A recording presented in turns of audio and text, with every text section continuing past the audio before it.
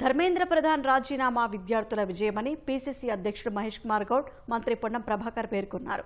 ధర్మేంద్ర ప్రధాన్ రాజీనామాపై స్పందించిన కాంగ్రెస్ నేతలు బీజేపీ ఒక మెట్టు దిగినట్లయిందని తెలిపారు.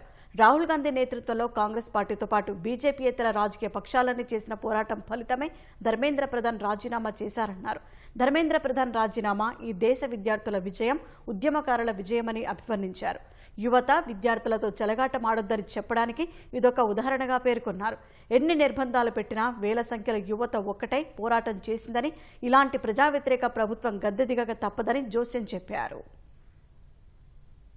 ధర్మేంద్ర ప్రధాన్ రాజీనామా ఈ దేశ విద్యార్థుల విజయం, ఉద్యమకారుల విజయం, అప్రజాస్వామ్యం మీద గెలుపు. ఈ రోజు దిగి వచ్చినటువంటి ప్రభుత్వం రేపు గద్దె దిగక తప్పదు. రాహుల్ గాంధీ గారి పోరాటం, ప్రతిపక్షాల పోరాటం, విద్యార్థుల పోరాటం, దేశవ్యాప్త ఐక్యత, భవిష్యత్తు యువతరంతో ఇటువంటి చెలగాటం ఆడొద్దనేటువంటి గుణపాఠం ఈ ప్రభుత్వానికి వచ్చింది.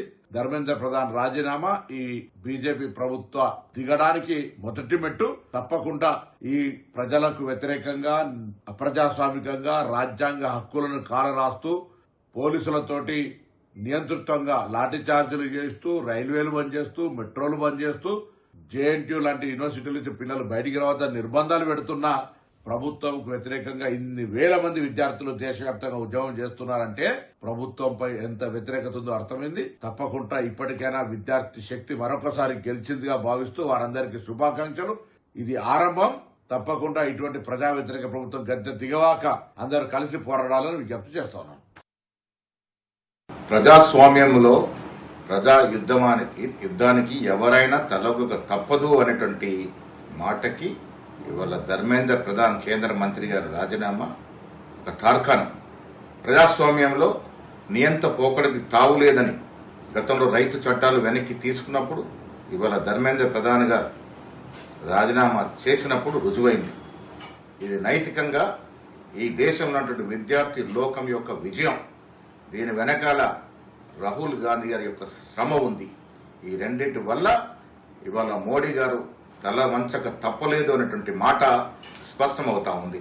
నీటి విషయంలో జరిగినటువంటి అవకతవకలు, లాఠీ చార్జు, బాష్పాయవు, విద్యార్థులు విచక్షణారహితంగా కొట్టిన తీరు ఇలా ఈ దేశం కాకుండా ప్రపంచ దేశాల్లో గరిస్తా ఉన్నాయి. ఇక ముందు ఇలాంటి లీకేజ్ జరగకుండా సమగ్రమైన చట్టం తీసుకురావాల్సిన అవసరం ఉంది.